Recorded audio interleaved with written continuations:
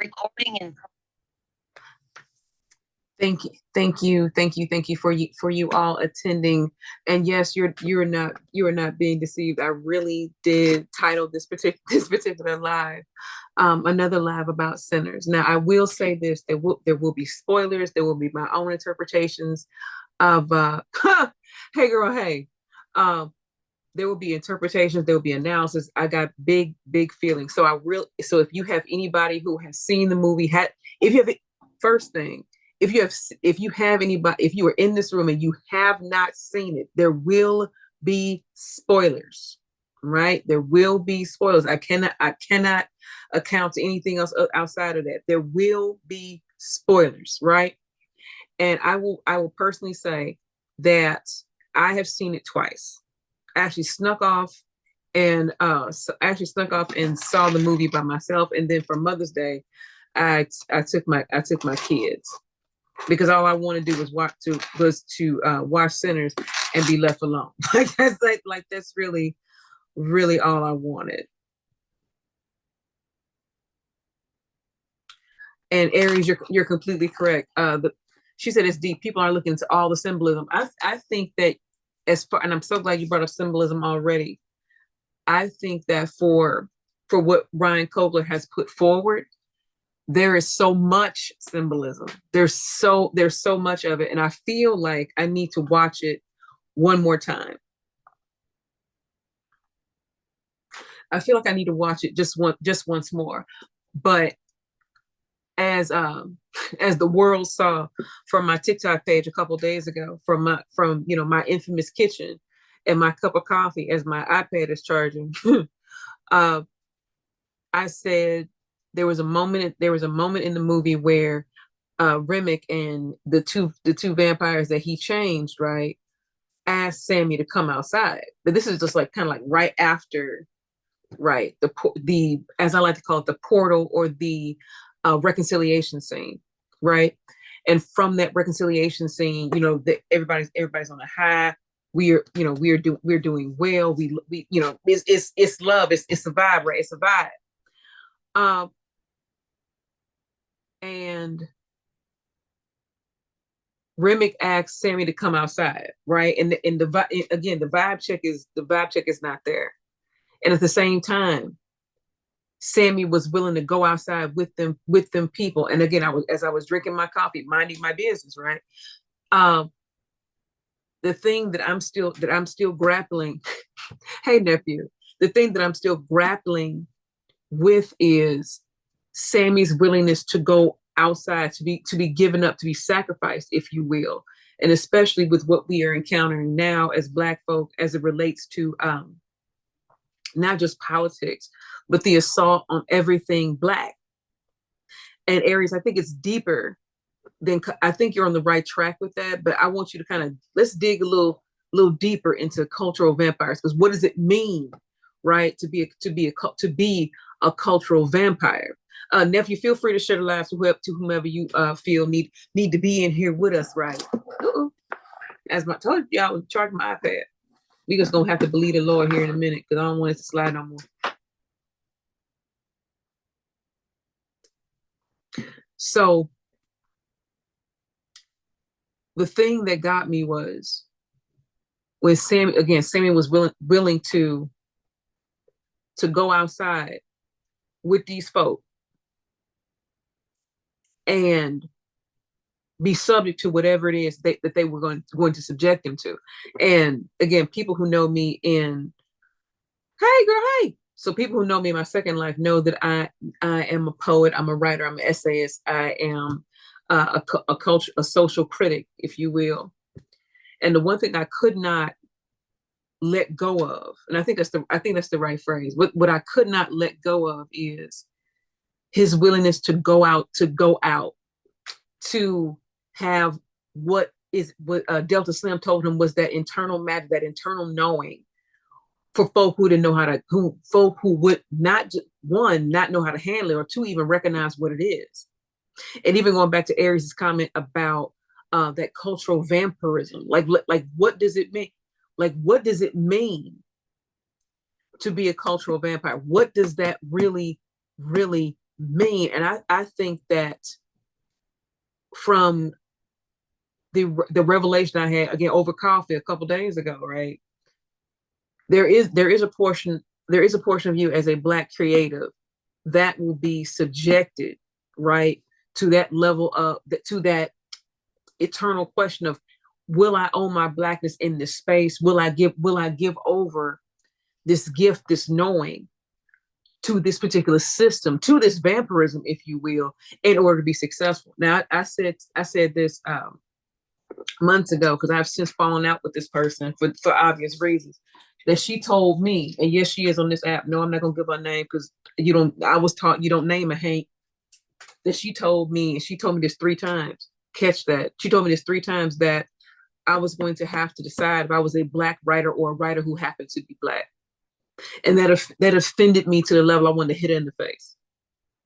Because if you really knew how I tried to protect this talent, to walk in this gift with integrity, to do what I believe I'm supposed to do with it, right? And I'm forever saying, you ain't gonna take my pen. For her to say that to me as another Black woman, as another creative, right? I'm like, I can't even have you in my life no more. I can't even have you in my life anymore, because that's just how seriously I take this. You know what? My sister Carla here. I told K Petty who it is. You could drop it in the chat. I don't care. We free round this camp. But you see that Sammy was willing to sacrifice himself, to sacrifice that magic, if you will, for everybody else. And I think there does come these moments as cultural creatives, as creatives, that you're going to have to determine who you are and who the world will have to deal with you as. And I think that, again, and Baldwin spoke about this in his talk, the struggle of the artist in, I want to say 1969. You can find that on YouTube. And K Petty dropped her name. That's exactly who said it. He said that is the struggle of, he said, and again, the talk is maybe about 30 minutes. When my magic is real low, I listen to Baldwin and that to refortify that. But the thing that I've always thought so crazy about that particular scene is how visceral my reaction was to it.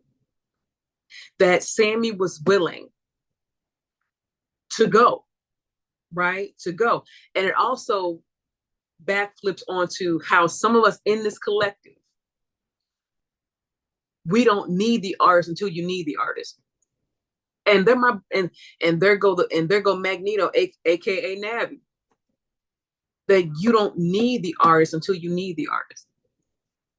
You don't need the person who, is up at night, working a job and a half so they can have time to, write in the morning, brainstorm in the afternoon, whatever it is. You don't need those particular gifts until you need them. And again, as Baldwin said, the absolute shade, nephew, the absolute shade. But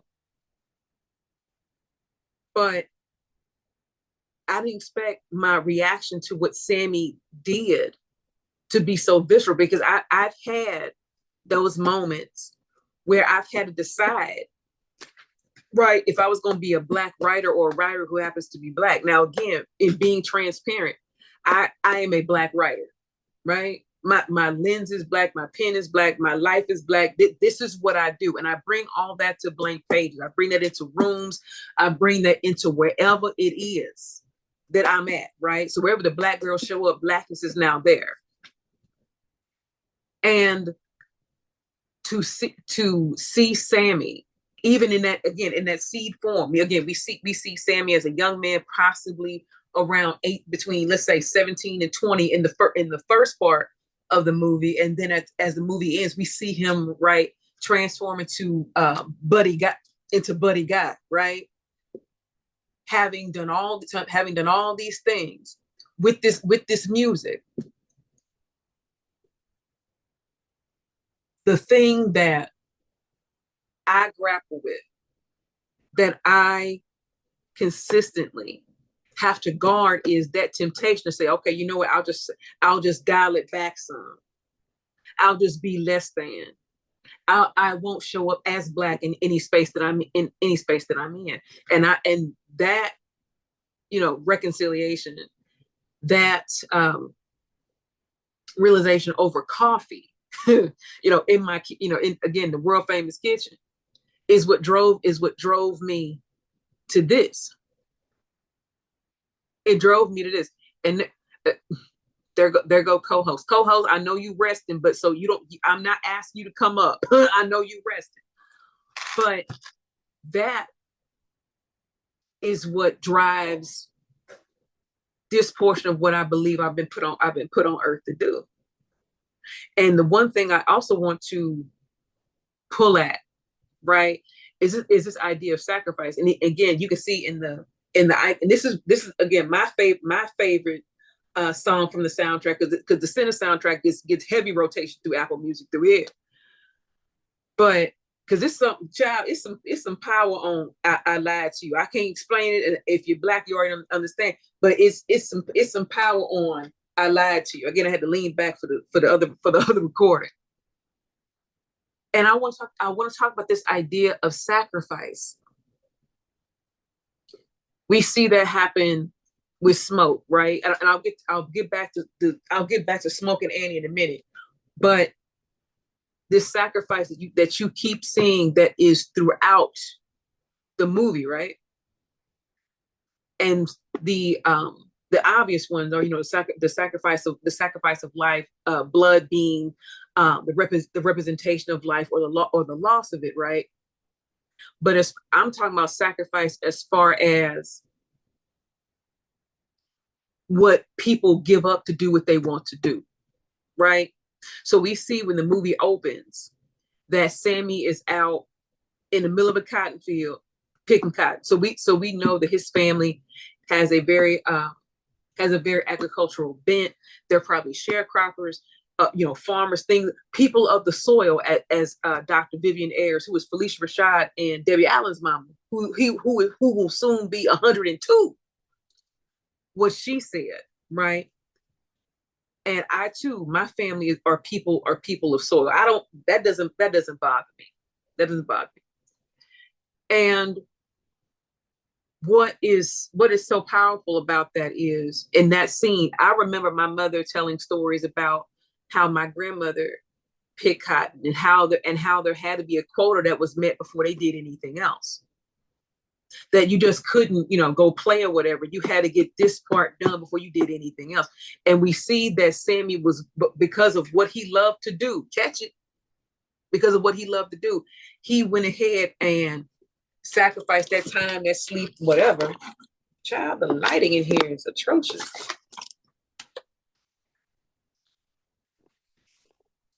From what we see from Sammy, right?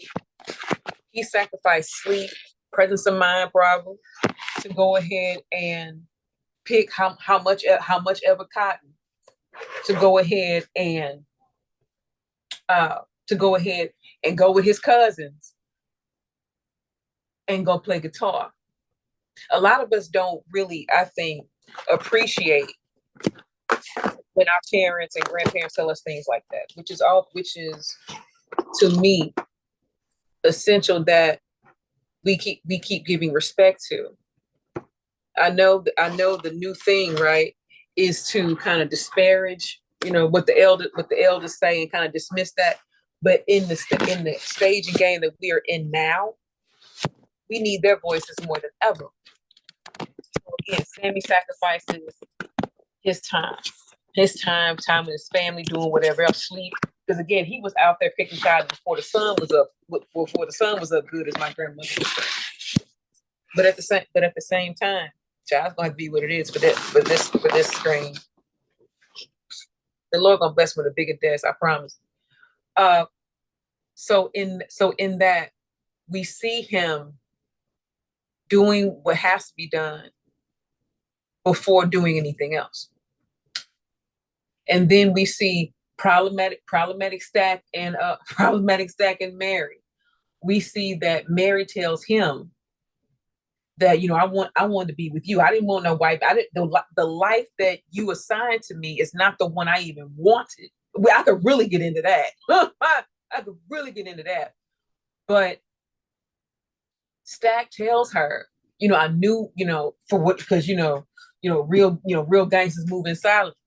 But you see that he has a genuine affection for this woman, right? And I could really get in. I will tell you, as far as passing is concerned, I know that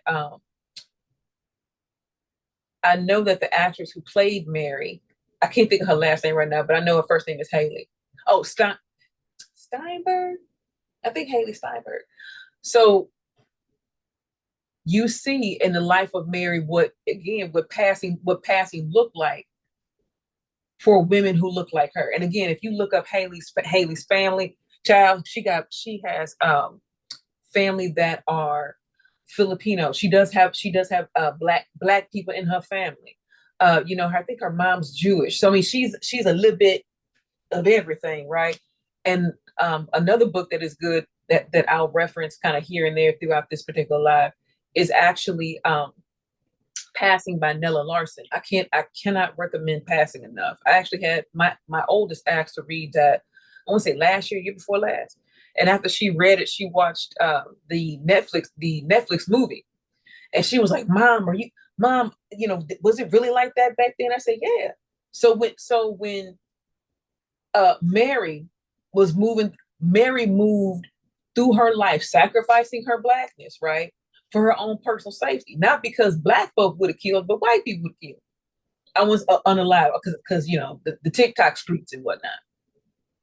So we see her sacrifice. We see Stack sacrificing whatever life he wanted with her because of what she had to navigate and what he was on. Now y'all remember that Smoke said, leave all this improper shit to us. Hey niece, my youngest is white presenting in the movie Passing is a great movie. It is. And we team Annabelle. Tell her how I spoke.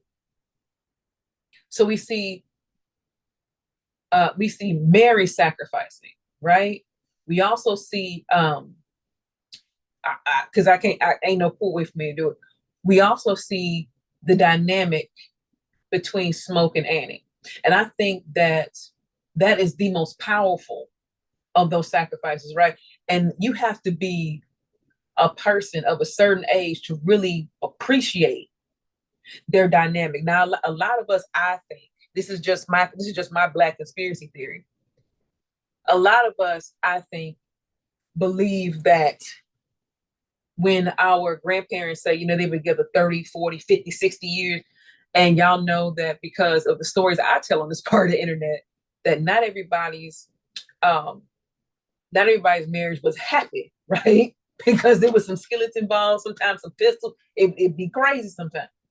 But the one thing that I see in their dynamic is Smoke sacrificed the man that he would, because remember, Annie calls him two names, right? When he tripping and getting on her nerves, he Smoke. But when he's tender and in her presence, right? When he is being attentive, then he's Elijah. So whatever life that they had, he sacrificed that to go make money. Now I could really get into that, right? But I might. We'll see how I feel in a minute. But you see, spoiler, and we see Annie was sacrificed because Stack killed her, right? This is how. So we know Stack bit Annie, right? Everybody snapping, I can't believe it. And she asked Elijah to release her, right? So Smoke had to sacrifice the woman that he loved, because that's not just what she wanted him to do, but because she knew what was happening, right? And let me get on this as a side note. I love how Ryan Coogler negotiated all these tropes. I like how he negotiated the trope of the magical Negro, the sacrificial Negro. If you know, you know, right? Because in every horror movie, there's always the black girl who suddenly knows everything and know how to get over. And if you want to get technical, Mary is technically the final girl. If we really want to get into it. Hey, girl, hey. And I keep going back to the life that they had together, because this thing called black love does exist, right? It does exist. And the one thing that I loved about their dynamic again, right, is Annie knew the type of man she was with. Mary was heartbroken as a vet. Yes, she was. She was incredibly heartbroken. And I'm gonna get back to that in a minute. The thing that I kind of want to unravel as far as we talk about, as far as sacrifice is concerned, uh between Smoke and Annie, or Elijah and Annie, is did y'all notice that when he went to her little shop, her little house or whatever, that that pipe and that tobacco was over there? Did y'all notice that? Because I did. He knew exactly where it was and went to go get it. She knew that was now, damn it.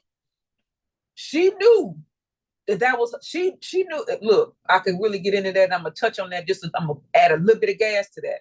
So we know she left that over there. She knew that was her man. She knew that they was together, right? They was together. So he went over there and got his stuff, and he knew it was gonna be there. Uh, Sis say Smoke worked with Andy because she was, come on, right there, right there, right there. Sis say Smoke worked with Andy because she was his equal. That part. And she wasn't afraid to call him on his confusion. But don't run me too fast. I'm gonna come back to that.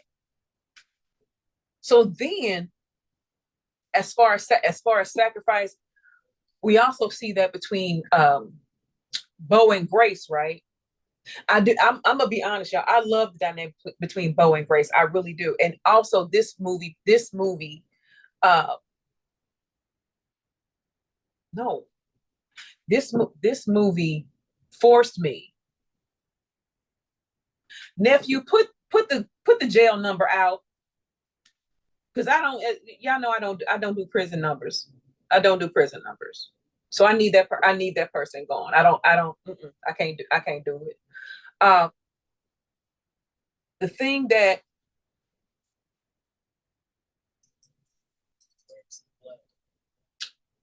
we're dropping you.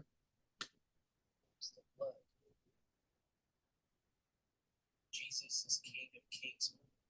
So, like I said, put nephew. I know you're still in there. Put him out. We can that wasn't even right. Child, look, we out here being real black. Continuing, right? Continuing. As far as it relates to sacrifice, you see that with Bo and Lisa also, with their family. And the one thing, did y'all catch how Grace kind of had to adjust her swag when she went across the street? Like, Bo is over here on this side of the street, because this side of the street just dealt with black folk, right?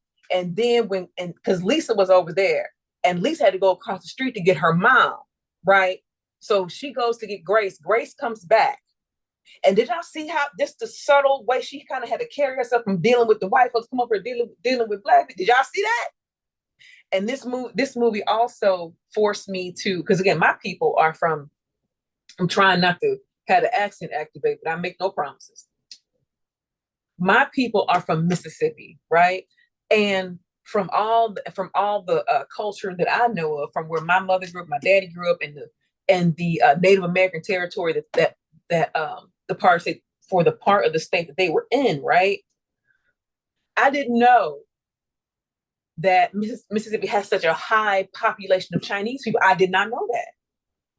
I did not know that. If this when I tell y'all, this movie has made me that much wiser and that much more aware of my history. Sis said, part of me thinks that their baby was a sacrifice to keep smoking. Oh! sis. Part of me thinks that their baby was a sacrifice to keep smoking stack a lot, girl. Look, I'm a meddle with this theory. Or maybe it was just one of those things that happened, right? That clearly, again, because y'all know that Ryan Coogler has said that ain't no more, right? He said ain't no more.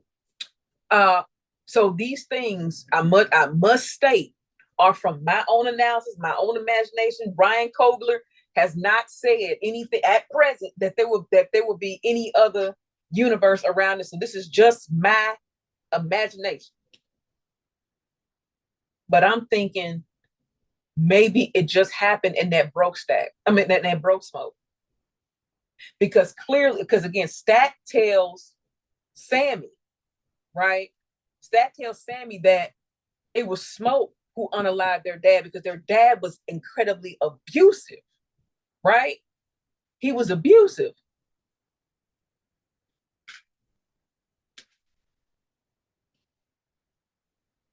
Hey. Good. Let me finish this one thought, sis, and I'm going to let you chime in.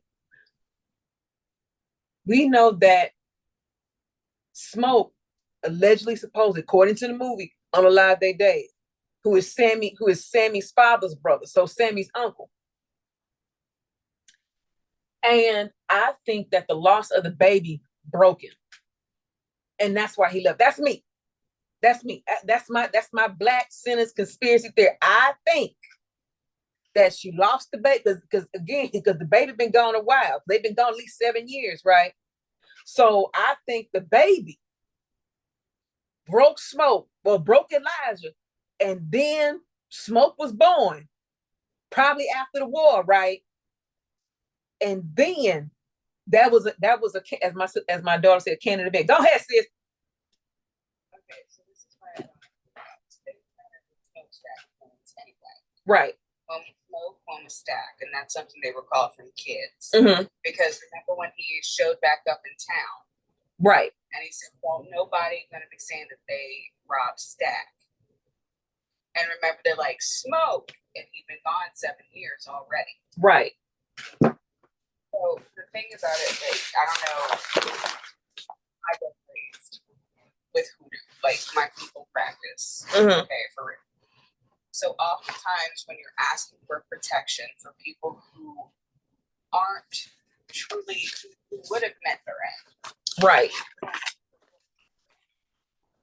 It's not intentional and it's not the person doing it. It's because they asked for the protection. Mm-hmm. There's a sacrifice that is made. That baby was born before he left for the war. She knew he was going to war. Because that would have been 1917, 1918. Mm-hmm. That is when they had the draft, and they were drafting Black men for the most part, specifically right. in Mississippi. Right. They knew they were going. Right. Also, Smoke, being that he already, unalived his father. Right. Smoke was the one who was more likely to do that. And then you have that dichotomy of them being twins, identical twins. Mm-hmm. With one usually being the good twin, one being the bad twin. And oftentimes, like in the movie, they make Smoke look like the good twin. Smoke, he would actually be the more bad twin because he's the more dangerous of the two. I would agree with that. That is actually the more personable. He's the kind of actually. Smoke is hard. He is. Smoke is there, which is why he works so well with Annie because she's a practitioner. You can't be with a woman who's a practitioner and be easily swayed. True. So it's kind of one of those things. That's why I look at it as it might have been an accidental sacrifice. Mm-hmm. Because baby was born. It wasn't like she miscarried. It wasn't like it was true stillbirth. Right. It was a baby lost. Yes. So those are the things that are in so if you like look up lore and you look up all the things associated with specifically like griots and the people who have specific gifts, there's always a sacrifice that has to be made, and it's usually made in blood. And Smoke and Stack, if we're going to be 100, I think going to World War I, they would have been the black boys who would have been put on the front lines and unalived. Right. And she did say, oh, hold on, this is station break. This is an incredibly black space. That's one. Two, there are jaybirds from all walks of life, right? Three, we do not discuss closed practices. Right? We don't, and not in this space. We don't do that. So I know that good sis mentioned what she mentioned, but don't y'all be asking stuff in the. I can't tell you nothing. Right. So I mean, that just like no, I just had to throw that in there because people would try it. But the thing also that she tells him is, I did every route that my grandmother taught me to protect you. So here we go with sacrifice again. And the one thing I like about them is it's not struggle love. Not really.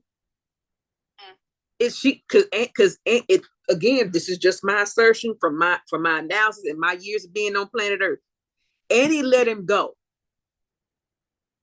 She was like, okay, she's like, okay, if you gonna leave, I could cry about that. If you're gonna leave, take this with you.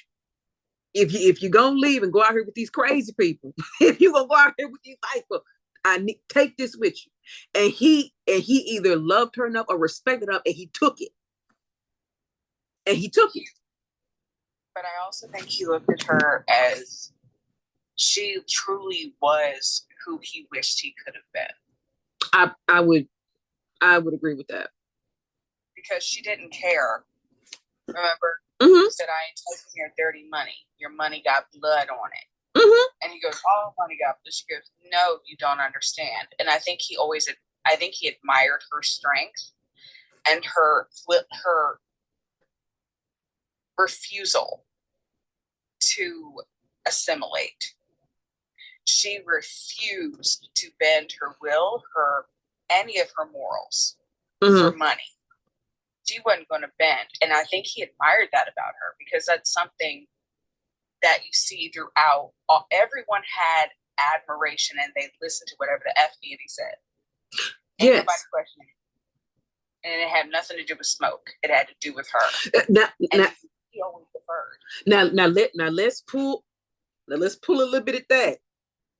Now we see that there is definitely right. This is why I like and respect Ryan Coogler. He loves Black women out loud. Like he loves Black women out loud. So there's definitely a matriarchal bent to that, right? There's definitely that weight of I said what I said. This is what the hell going on. And I think that seed is why a lot of us who had, grandmothers who were not necessarily practitioners, but were aware of the world around them and the world that their husbands and children would have to navigate, and did all that they could to protect them or arm them in that. And I don't think that we talk about that enough. And I don't necessarily. The sex scene is a drop in the bucket because that was still his woman, that was still her man. They still in love. Look here, and that's his husband. That's his wife. They as the old folks say, they was together. Yeah, that was together. We didn't even worry about that. Nobody else knew. They was married. They was together. That was her man. They was together. As my little sister Ashley said, that was her man. That was his woman. Who gonna come get Annie from Smoke? Who would do that, man? He's crazy. Like he's the type of dude. Like I grew up with dudes like my man. Like that. You know that. You know how they are. Like no. That would be, even if you put Annie in present day, if she just was out at a bar minding her business, like, oh, that Smoke girl, leave her alone. He would have his own. Men like that had their own legend. Like leave that one, leave her alone. That smoke girl. That'll leave her alone. Somebody else. But do you notice the parallels between Beau and his wife? Yeah. That's also very similar if you see the mirroring between like Smoke and Annie, and even with what's white girl's name? I forget. Mary. With Mary and Stack. Even that, Stack did love her. He did. He loved her so much. He said, I'm not going to have you live in this life. You're going to go someplace else. We're going to get you a rich white tea dude. You're going to be rich. You're going to be protected. And you won't be here. Mm-hmm. Because she was, she's PASSÉ BLANC. Right. And if anyone's not from the Delta, or that people don't come from like the Delta country or from the South, you don't understand. PASSÉ BLANC women were more likely to be essayed. They were very often trafficked by white men. They were very much in danger regularly. Right. And that was him being someone who is slightly honorable. But at the same time, he's chaos. God.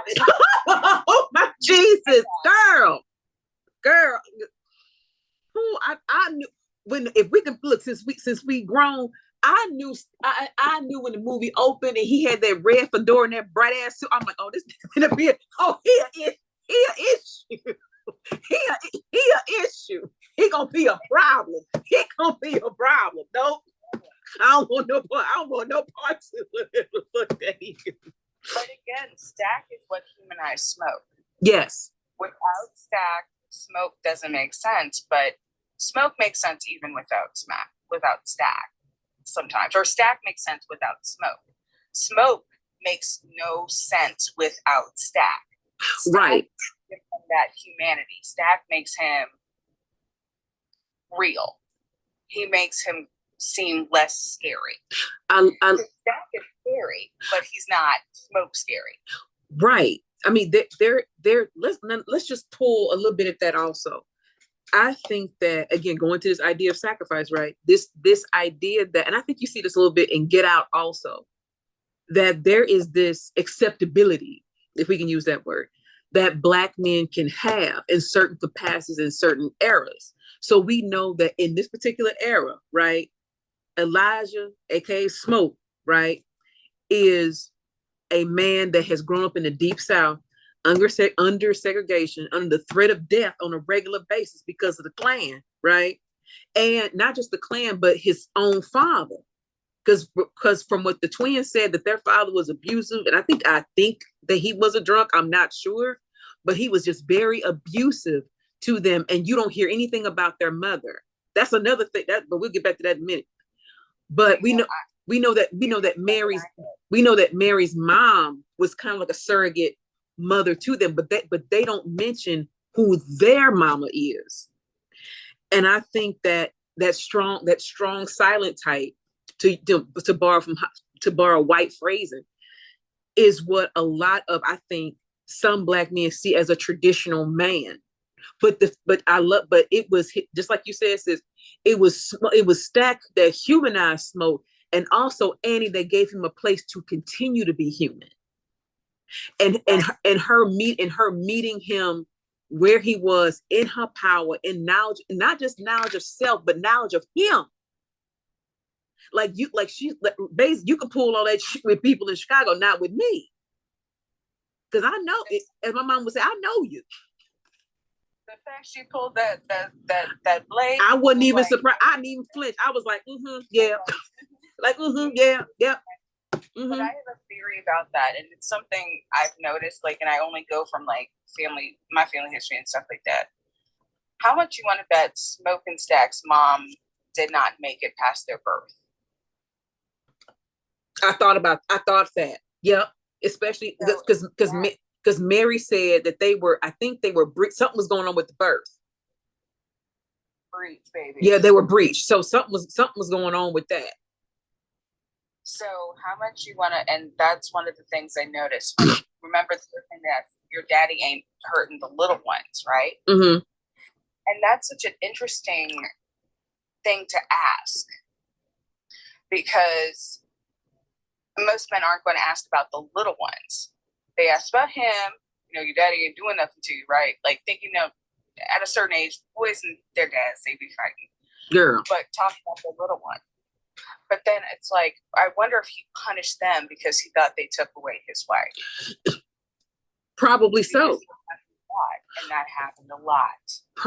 Probably so. And again, going back to this era, right, of Black men. Again, we again, this is a very Black space. I can't be concerned about what the uncolored people is doing.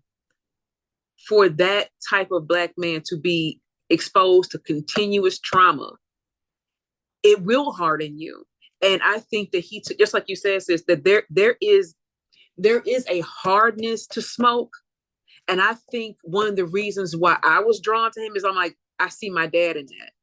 I see some of the dudes I grew up in my hood that like you have gone through so much that you have to put it somewhere, and some of them put it on as armor.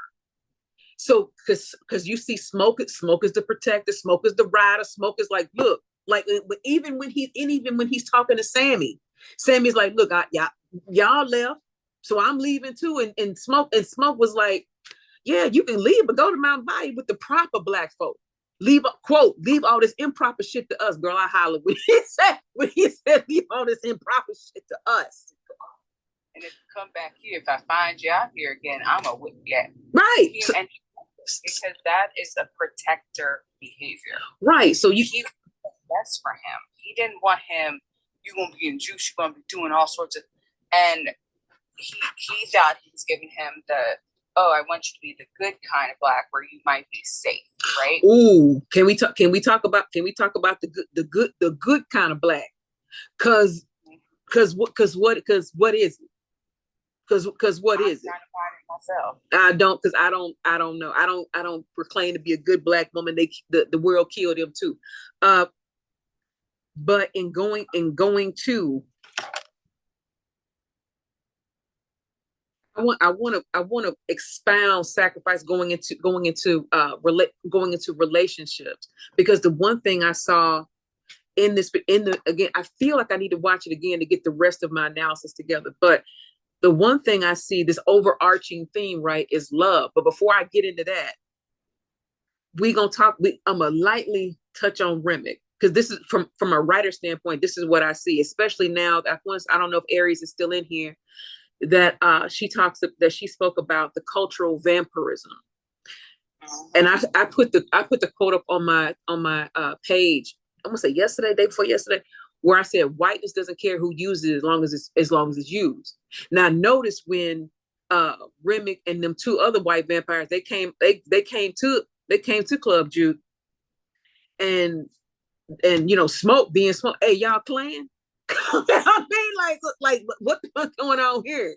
Y'all playing? And you see Remick's like, no. So you're offended because I'm trying to identify you. But at the same time, whiteness will use anybody willing for its own effort. The part that's funny, I love the videos where it's like, I mean, yeah, we're gonna come in there and slaughter you, but I am not a racist. I'm not a racist. Put me in with those people. I'm not. Here we go. I'm not those white people. Yeah. And the thing about Remick, because he is probably around 1,000, because I was watching Irish TikTok, because like this movie's huge in Ireland. Girl, I can only imagine what Irish TikTok looked like. They were like, oh, and he's hitting, because the song he's singing, Down to Dublin, the song. Yeah. It was like, it's one of their songs talking about like during famines and stuff, and they had to go and like make money or whatever. And it's actually like a really big thing to them. So they were like, yeah. But it makes sense because Remick, if you think about how whiteness works, if we think about how supremacy works, right? Right. It's control, destruction, infiltration, then assimilation, then discarding. Then exactly. Exactly. So Remick's people were the old Celts who spoke the old language, spoke the old thing, and had a different religion. And so what they became is first conquering, destruction, control, then discarded. They lost a little bit of their whiteness. At the same time, they were still held as white, were numbers, but not allowed to have the same privilege. And at the same time, even before the things you listed, says there's also deception first. Because remember, he knocked on the door and made up this lie and said that, they killed my wife, and because they saw a white man, they let him in. Mm-hmm. So whiteness always needs, and whiteness will always have an access point for people who desire power. Exactly. It will always have an right, Care. He was real offended. And from that, because again, I must emphasize, these are my searches, my analysis, and my knowledge of horror, right? We don't know where Remick came out of, right? We don't know how many was with him. We don't know where the nest was. We don't know. He come in media res, as they say in Latin, in the middle of things. So he said he gives them a lie that he knows they'll believe. And then when he gets in, he takes over the whole house. But at the same time, whiteness, this cultural vampirism, cannot persist without somebody willing to perpetuate it. Now again, it was a sister friend of mine on, matter of fact, the Facebook page, Serotonin. She said, before I went to go see the movie, she said it's all Mary's fault. And I was like, well, damn. And I hadn't seen it. I was preserved from the spoilers. I was running from spoilers like bill collector. I'm like, I don't want to know nothing. And so you see the most vulnerable in this collective, right? You see her exposed to this first. You see her here we go. You see her isolated and wounded without any protection. Now here I go on my shit, right? Here I go on my shit. I've been a Black woman my whole life, so I don't know how to navigate the world outside of being a Black woman. I also have children that if you didn't know, you would not know their mother was Black, but they have also been raised to know that they are Black. So I can't imagine what it was like for this Black girl to move through the world knowing who she is, but who the world says she is, and can't quite get her feet under her.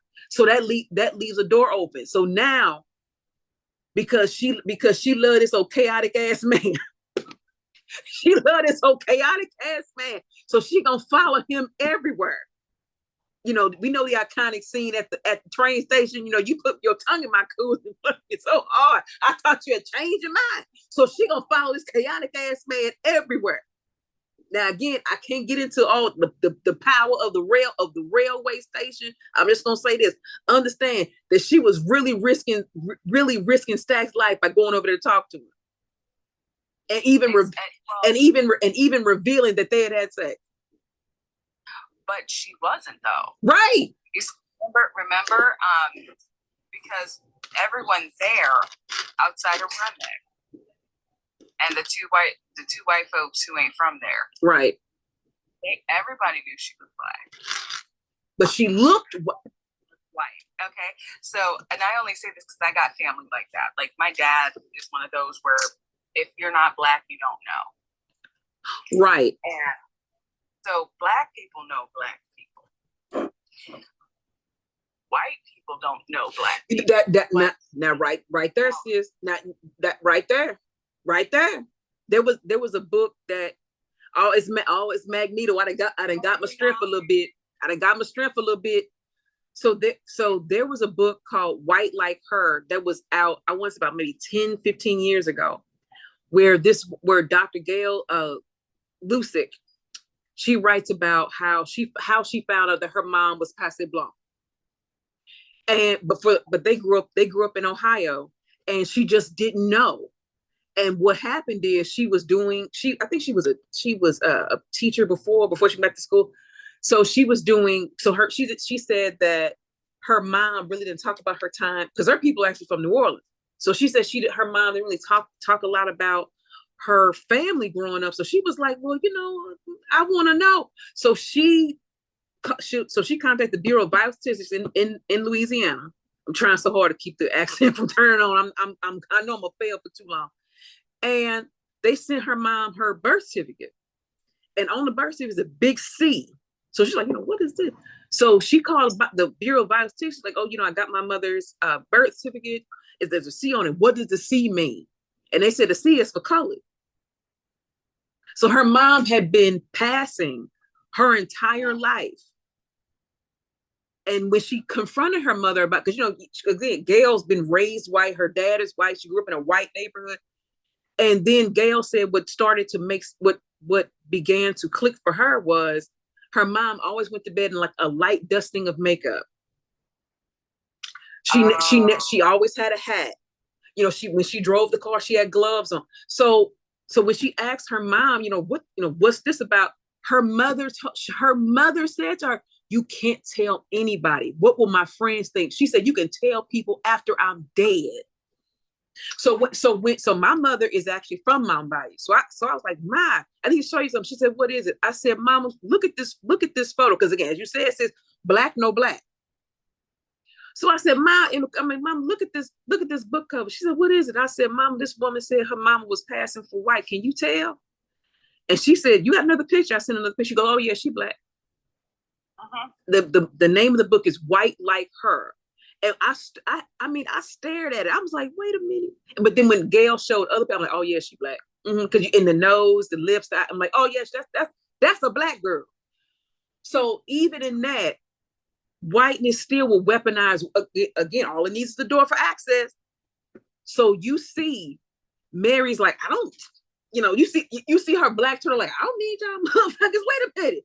And so she reached for the blick in her thigh, like, hey, now, I don't know what the fuck y'all over running, but y'all ain't gonna do it on me. And she turns and he get up.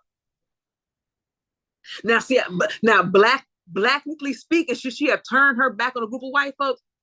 No. And blackly speaking, let's be for real. How many black folk would have gone out there? And that's a good time for Magneto. Magneto, unmute. I got my strip, my brother here. I got my strap.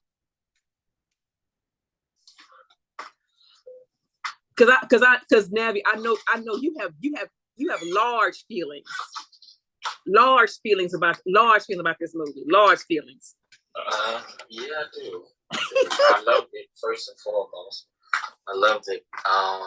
Me being musically gifted and literally gifted, it touched me a lot, especially the time warping scene where it's jumping from different parts. I cried.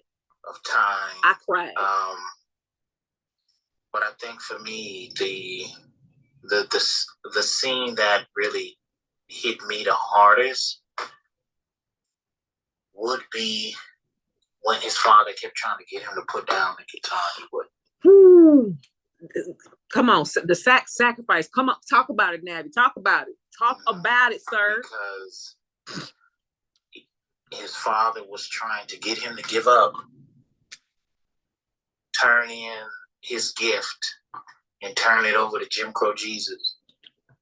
And he refused to do it. And that is basically, because it always be the closest of you to you that'll get you to comply, that'll get you to lean into assimilation. And had he to put that guitar down, I do believe that all of the sacrifices that people made would have been for nothing. Because everybody in that club was actually, or at least the twins and other people, it was kind of like, if any of us get away, he has to get away.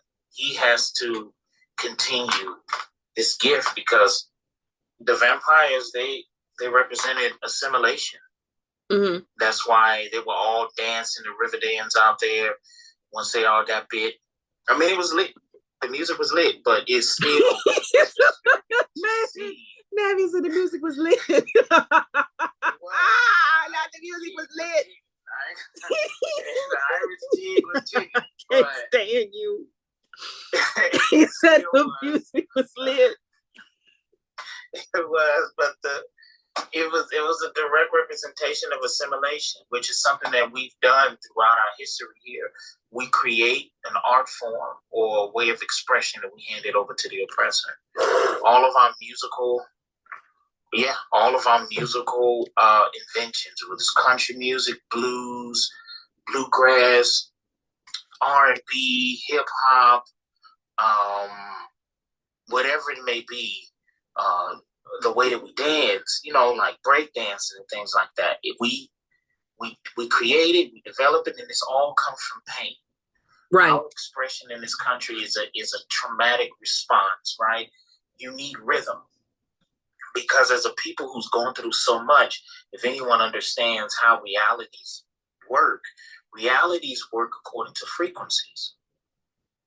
How you vibrate is what your reality is going to be.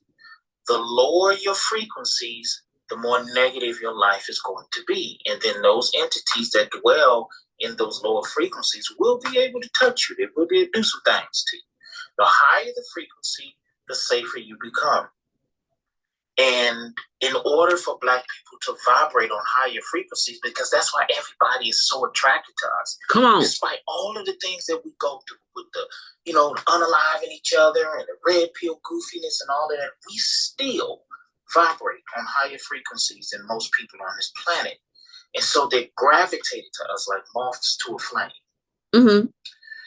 And when we give away our self-expression and give it to them, they'll take it, they weaponize it, and they give it back to us so that we can vibrate on lower frequencies.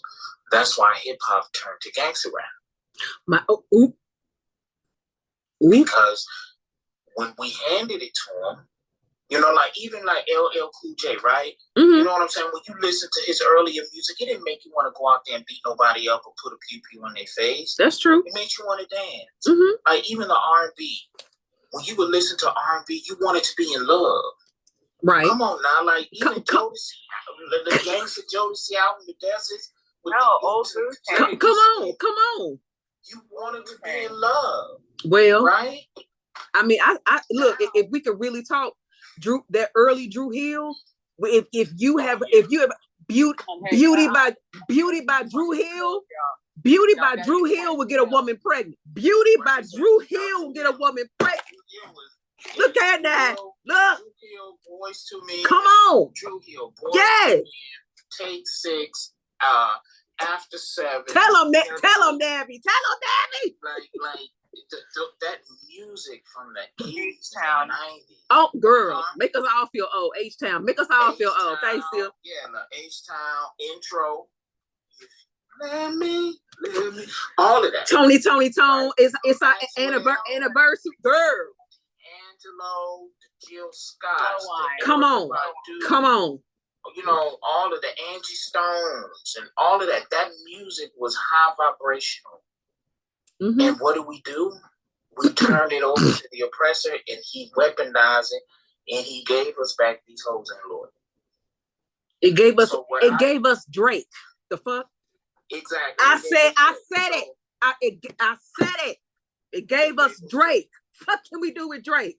Nothing. So that scene where he refused to, because I was afraid. I was sweating. Because, they cut from the scene. You didn't know if he put the guitar down or not until he was driving away. I think the next scene, was the next scene was in the future? He was driving and then it cut and then we see him old. Away. Yeah. Yeah, okay, so it was, I was like, please do not put that guitar down, because again, as a creative myself, I understood the significance of it, because that's what that meant. Right. If he would have put it down, it is the same action that we do every time when we create a form of music and we hand it to the oppressor. That one right there resonated with me even more than the other scene with the warping and time warps and all of the. Oh, that was incredible. That was incredible. That was incredible representation as to how our talents transcends time and dimensions, and cultures.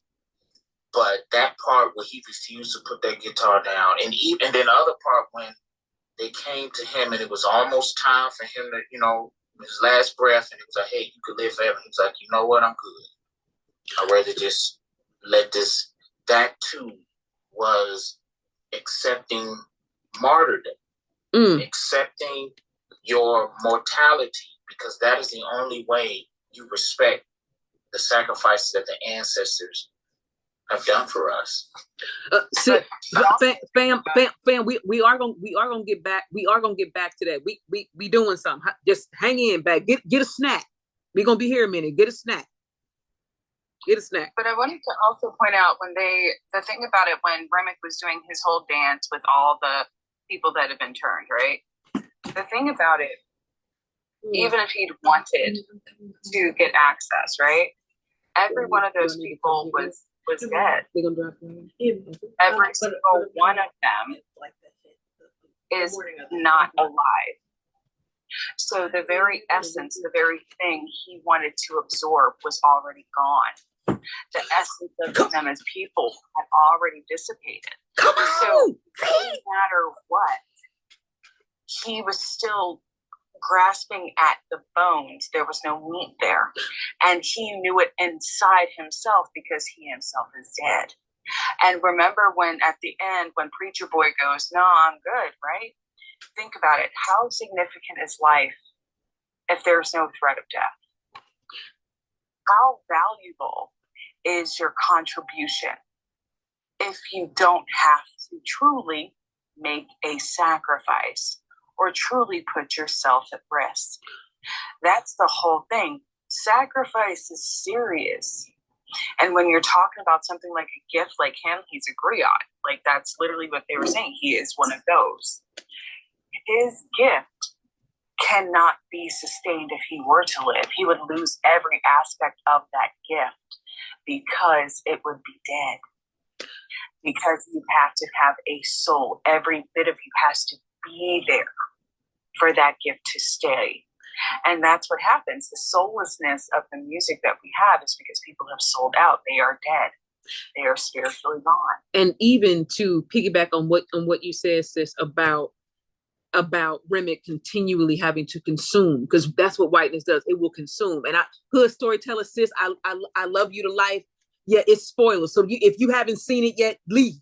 Because leave. Because I don't want to ruin it for you. Just leave. I love you, but leave. If you want to stay, that's fine. I'm not putting you out, but I'm just saying it will be spoilers. But did you notice how off everything looked? Like you have blackly speaking, you have black people who have accepted assimilation, right? The outside, as Navi said, with the Irish jig was jigging, but it didn't quite look right. It didn't look right, which is what I took as this is what happens when black people put on whiteness. It don't look right. Those of us who have these giftings, these creatives, these practitioners, we can see it don't look right. We can see it don't look right. And then Delta Slim said, remember, before I like to call it the reconciliation scene, before the reconciliation scene, aka the portal scene, you see Delta Slim tell him that this is what we brought over. This is ours. And look, I don't know where they found Miles Canton from, but protect him at all costs. Protect him at all costs. I don't know, but supposedly his whole family is musicians, but protect him at all costs. Because when he hit that note, I cried. And y'all know the note I'm talking about. When he hit that note, I cried. I was like, that's it. That's it. And also going back to what powers the creative. That's why ChatGPT is never going to replace humanity. It's never going to replace it. And the fact that whiteness wants to watch this, the fact that whiteness wants to re-engineer humanity. We don't like this, so we're going to change it. We're going to move this out. We're going to remove this. We're going to remove representation. The goal, if you let me tell it, the goal is to kill the griot. Because if you kill them, there is no record. There is no record. And we are people of rhythm, of soil, and of oral storytelling. That's what we do. And I'm in my research, I know that griots are historians, they're ambassadors, they're teachers. We kind of go everywhere. Musicians are, we kind of go everywhere. And when there are no more griots, the history is supposed to be written down, right? Because you're supposed to get this tradition from father to son, or father to daughter, mother to son, or mother to daughter. It's supposed to be. The storytelling is supposed to continue. Now, one of my sister friends on this app said one of the reasons why Delta Slim said, basically when he made that move toward the door like he was gonna leave it, and Delta Slim said no, he belonged to us. And one of the superheroes of this space, Miss Cookie Ann, said that on your journey, you may feel alone as a creative, as a griot, as a musician, as an artist, but there will always be people that are counsel, advise, or warn. And I think that people really sleep on how powerful Delroy Lindo's character as Delta Slim really was. And one of our sister friend said that Delta Slim represented a time where that particular line of storytelling wasn't honored, and it had to somehow be protected. And again, you have these men from these crushing circumstance, from this crushing trauma. And I think it's too easy to say, oh, you know what, he's just a drunk. It's easy to dismiss that. And we see that Grace was like, shut your drunk ass up, Slim. And but also we know why Slim drank. Because of everything he endured, everything that he saw, everything that he was having to, again, we take advantage that we have the verbiage for it now. We take advantage that we have verbiage for these things now, but clearly he was suffering from all manner of PTSD and John Henry syndrome, every alcoholism, everything. Because even he said when he goes to these places, they pay me and they give me enough corn liquor to drink. He has become satisfied with his life, but at the same time, at what cost did that satisfaction come from? As in, I can only do this, only can move in these particular spaces. But when they move past that chain gang, Delta Slim stood up and said, put your head up. So keep your head held high. So I think there's definitely there is a sleepiness, I think, to the analysis that has not put forward for Delta Slim just yet, and I think that ties into Smoke, because he's not seen anybody process anything. Because again, we take advantage of the language that we have now, processing and counseling and reaching and empathy. They didn't have that. The verbiage for it, they didn't have it. So what you had is these dichotomies as Black men. You can only do this, or you can only move this way on top of Jim Crow. Not to say whatever else that you encountered just being a human being moving in the world. So, but the fact that Delta Slim said, no, he belonged to us. And my sister friend said that Sammy represented the next iteration of griot storytellers, artists, musicians that had to continue this storytelling, continue preserving what has already been put forward, so they can be remembered. So there is there is an element, because I know when I was taking my Shakespeare class for my undergrad, there is, in Shakespeare's works, you will always find what they call the fool, right? And he's the only one who's able to speak as freely as possible. And he's always telling the truth. And right. Always telling the truth. So you see Slim, it would be easy to, again, because Black no Black, it would be easy as a white person watching this movie, oh, Slim just a drunk. But when you are a Black, even Grace, here we go again, right? So you see Grace is around the culture, but she's not in it. She's not from it. So she can easily dismiss Delta Slim as just a drunk, because that's what he do, right? But at the same time, he speaks freely enough to Sammy to let him know what he has and how it needs to be protected, and also while going through his own suffering. But I think, go ahead. I just want to point this out. Okay, so I bought the movie, like, because I'm I'm one of those. I want to have. Girl, I'm buying it. I'm buying it. Yeah. So anyway, so remember how Smoke he has the tremors in the one hand. Yes. Notice he didn't have a single tremor when he was around Annie. Come on, ma'am. That was so significant that even it's like he's always on edge with everybody else, so the tremor comes. When he's with her, he's 100% relaxed. He has no tremor. He's calm. He's safe, which means that they're all living in a time like they're all unsafe, right? Right. And when we think about Slim, I would like to say he's one of those empathic people. He probably had some other gifts outside of just being a singer, outside of having that capability. Right. And he can take it on and verbalize it in a sound, right? Not everyone can do that, right? Exactly. But at the same time, if you inundate someone who has that level of gift with too much, they can't handle it. They do drink because they need to be able to dull the pain that they feel from everybody else. It's not their pain. It's everyone else's pain that influences them. And when we think of the blues as a genre, it was everybody else's pain, including the singers, usually the writers, usually the musicians. But it was also everybody else's pain in music form and pushed out so everyone could feel just a touch. And basically it created more empathy if we really start thinking about it across the board. Because if you can listen to someone talk about all the crap they've got, and you can listen and it's beautiful, but it's heartbreaking, you can start seeing humanity in more than just what you normally would.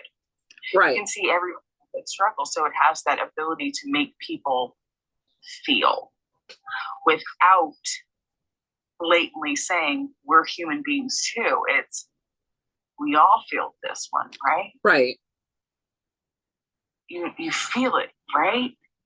And even in the unfeeling, those that wish they could feel it, which is what Remick was. He was one who wanted to be able to feel that. He desired to feel. That's what they're after, the feeling. Because everything they're brought with is the destruction of their own humanity.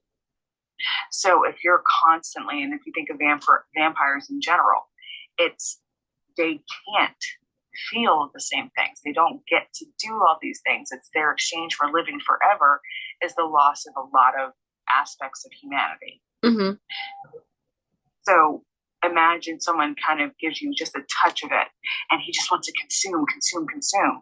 And then you have to think of people who are culture vultures, people who are conquerors, people who are colonizers. Right. They want to feel so bad and they don't have the capability, but they want it so bad because that's the piece of humanity that they no longer have. And that is what I see this all as. They all desire humanity. And even though what we've all been through, specifically Black, but what we went through, they can't grasp how we still have our humanity because they lost theirs. Because you can't have it. Right. and all that is still powered by deception. Because again, you see that even with Stack and Mary at the end, right? Because there's conspiracy theories all over the internet as to how they survived and didn't survive. But the one of the takeaways I got, especially at that confrontation between Sammy and Remy, because I'm like Navi was scared about him dropping the guitar, and I was like, I'm like, Sammy, don't die in the middle of this. Because here we go. Artists use whatever is at their disposal to survive. Whether that sometimes be maladaptive or adaptive. Because I'm like, when Sammy hit Remick in the head with that guitar, I shouted. Yes, I did too. Yes, I did. Yes, I did. Because Smoke up there fighting Stack. Look, Mary is useless. Annie dead. What the? Like, you can't do. I'm like, y'all can't get Sammy. You can't get Sammy. You can't get Sammy. So I was a mess. But what took me was Sammy didn't let that go easy, but and at the same time, just as Miss Cookie Ann had said, for those who see deeply, if I can just say it like that, and feel deeply, they need protectors also. And just as you said, sis, just when Smoke was around Annie, no tremors, just calm, and it lets me know also, again, going back to this idea of love, that whatever bond that they had, it's real. And there's, as Navi said, all this, this red pill goofy shit, this red pill goofy shit. You have classes of Black men who think that to love a woman, especially a Black woman, that's not possible. That you just need to get what you can get from them and keep going. And in their interactions, you see that not only does he love this woman, he respects her, even if they disagree. Now you talk, again, you talking shit about me, but you still got that mojo bag on, don't you? you talking all this heroic level good, but your pipe over there, and you went to go get it, did you? You didn't been all over the world, and all you've seen is your money is power, but you here in my house. Like boy, quit playing with me. Quit playing with me. You're gonna make me say it. I love you. I miss you. And it was like, yep. Like, I know, man. I can't stand you, Navi. Shut up. But she was like, you is. Cause who is you playing with? Because you saw her tell him, you threw with Chicago, but Chicago threw with you. Like Annie was not a fool. Annie was not a fool. And Stack was like, you messed up. Now remember, Stack said you messed up the whole plan why you have to go and kill Annie. Now again, y'all know that the vampires that he turned all had this hive mind, right? To the point that Remy could speak Chinese. So could it possibly be that in the sacrificing or the releasing of Annie, that's also a form of gatekeeping, because she knew what she had, and I can't let these people who don't know what they're doing mishandle what I have. Yeah. And also, don't even think it's not even just the gatekeeping. It's that you don't get to take something my ancestors sacrificed for me to learn. Yes. And I don't want to, and it's a typical thing. And I say this for real, who the F wants to live forever? That shit sounds like hell. Why would I ever want to walk this earth indefinitely? And on some level by yourself, because remember, Stack, we jumped forward like 60 years. So if, let's just say Stack was like 20, let's just say 23, right? When he was turned, let's just say that. You jump forward 60 years, he's an 80-year-old man in the body of a 20-some-odd-year-old man, but you no longer have your brother, but you're walking through the world with Mary. Okay, maybe that's what you wanted, but you have nothing else to hold on to. You have nothing else to hold on to. And that I think also is that's different than a death. That's different than a death. I don't know quite what that is, but that is different than a death. That you walk through the world just completely disconnected. That's a curse. Exactly, Kara. That's a curse. Because even then, he talks about that being the best day of his life. He said it was the best day of my life. This was the best day. He goes, that's the last day I got to hug my brother. That's the last day I saw the sunrise. Mm-hmm. That's the last day I got to be with my people. Mm-hmm. Because they can't come in. Remember, they got to be invited, and black folk ain't inviting ass in. Right. You know what you. Who all over there? Mm-hmm. And who all outside? So imagine that you can't even commune with your people no more. Because they clock. But I don't even know if curse is fitting. Because on some level, curses can be reversed. You can identify that level of disconnection. That there's no remedy for that. And I think that's one of those reasons why, if you get the rights of the black folk together, we make community. Even on this old problematic, crazy ass app, we still make community. We still commune. We still connect, because that is an essential component to our humanity. Outcast. That is true shunning. That is truly being an outcast, where you don't have community, where you no longer, it's isolation, but it's worse. Right. Lynn said, not even a glimpse of his brother, the person he shares space with, since no reflection. Oop. Yeah, that's about it. But it is.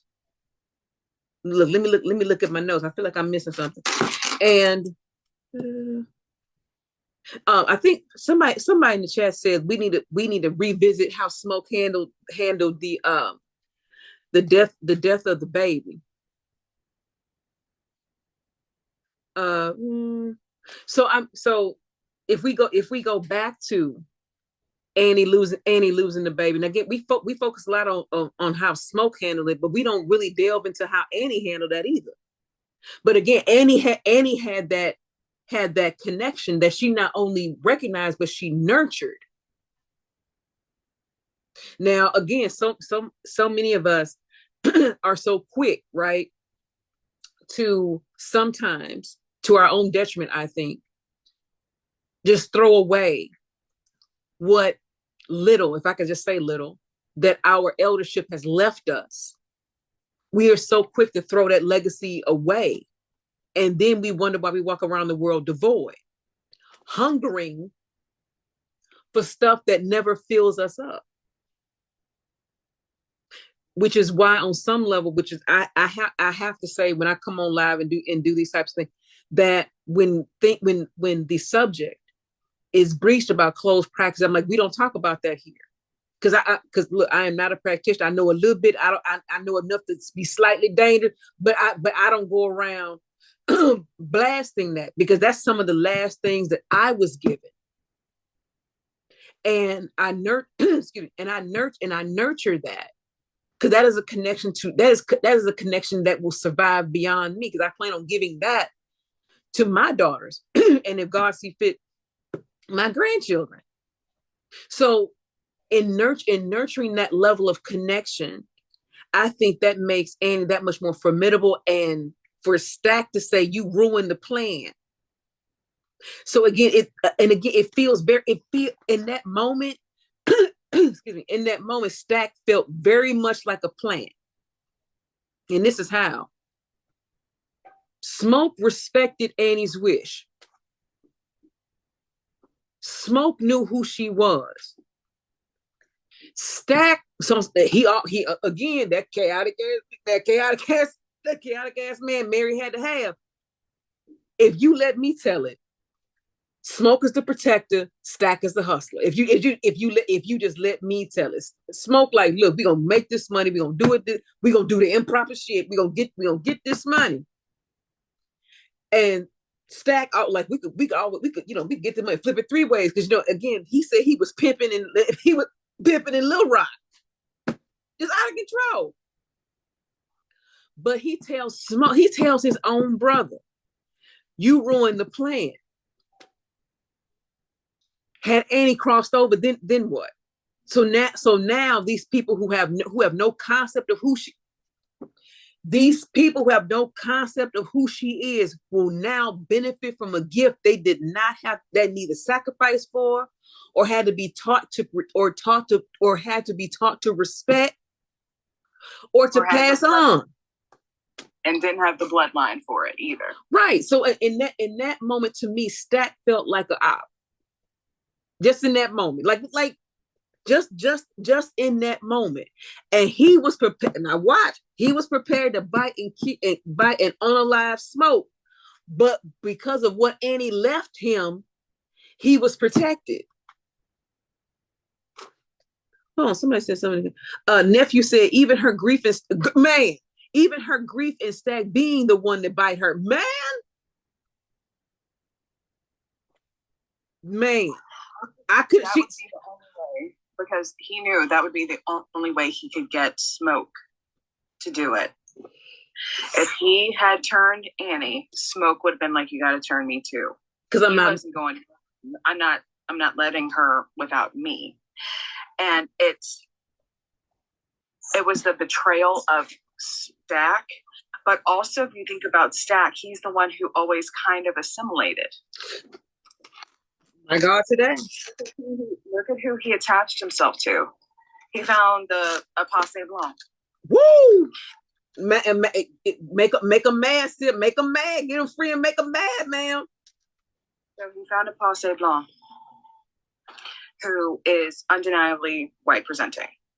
Right. He was Mr. Oh, let me talk all nice to this racist white tea dude, while Smoke was like, I'm just gonna put a bullet in you. Like, I don't give a shit. He was always running away from his blackness. And Smoke never ran away from that. Smoke was who he was, even in the hats. Like, think about it. Mm-hmm. Stack is wearing the more ostentatious, broad brim, I'm just like, big guy, big shot hat, right? Mm-hmm. Smoke is wearing the page boy cap. He's just chilling. He wants to be under the radar. Stack liked being in front. Stack loved the attention. Smoke just wanted a quiet life. Right. And when you see how that works, when you see, like, and if you think about it in the world of entertainment, like if we were going to break it into current entertainment, it's the artists who just want to be artists, who go perform, and you don't know jack about most of them. Like the ones who are truly artists. You don't really know that much about them. They aren't going to tell you anything. They want to be left alone. They come out with an album. They had fun. They made their music. They talk about what they did. But you're not going to find out too much about them, because their art is what they give you. You're not getting the rest of them. That's already a huge part of them.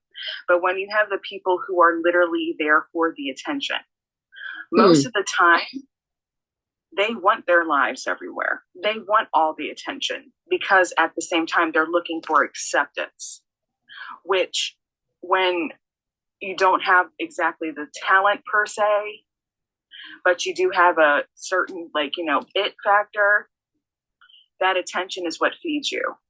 And when you actually have Lynn said, isn't that just like a powder PASSÉ blonde, though, wanting what they don't pay for? Girl, I'm gonna be fight you in this chat. Huh?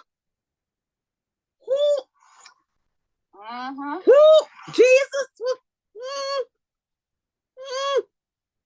Who? Now, well, nephew, I heard this because I forget what site it was on, but I heard it on Instagram that how they were dressed represented the gangs in Chicago that they had joined. Smoke was a part of the Irish gang, so he has like the pageboard cap, the Hank blue, right? And also, Stack was a part of the Italians, so that's the suits and the tie pins and everything else. So. But again, in that particular moment, after he had killed Annie, child, and he was gonna kill Smoke. Now again, blackly speaking, do you think that I'm gonna let Magneto answer this in a minute, because I just know he over there. I just know I can hear the wheels smoking, brother. Do you think had Smoke had that do you think if Smoke had not had the mojo bag on, would Stack really have bit him? What you think, Navi? Yeah, he'd have bit him. He'd have bit him with no problem.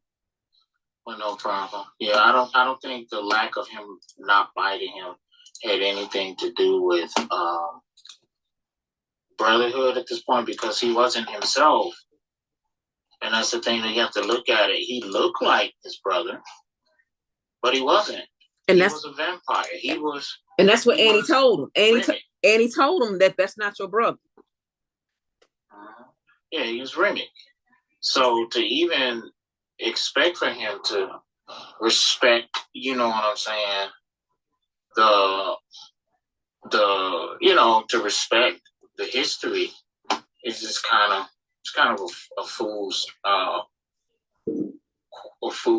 idea. Like if he didn't have that protection thing, kept him from not getting bit. But ain't that always the way black women always protecting black men? No. Oh Lord. We about to turn this into something else. All the goofies about to come in this line. I had one come up with no face, and I had to hurry him, send him back to hell where he came. Lynn said Stack needed validation. Unfortunately, most of our people do due to dysfunction. Oh my God, can we talk about that before we leave? I'm gonna since you unmuted, brother. What about the acceptance of the vampire in order to survive, as it were, or look like you survive it? You see it right with white supremacy and blackface.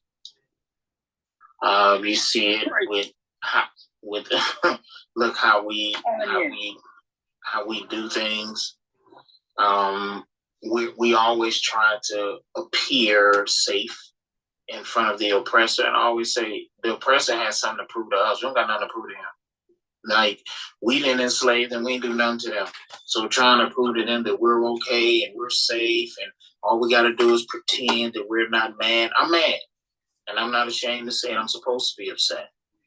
My people still haven't gotten justice, so why should I pretend that everything is hunky-dory and, we just all want to get along? I don't want to get along.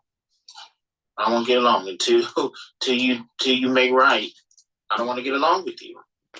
And there's so many of us that try to get along, right? But the problem with that is that it always comes at the expense of Black people. Black people who got nothing to do with it. They ain't got nothing to do with your cohesion. We ain't got nothing to do with any of that. But somehow we find ourselves caught dead smack in the middle of this goofy shit.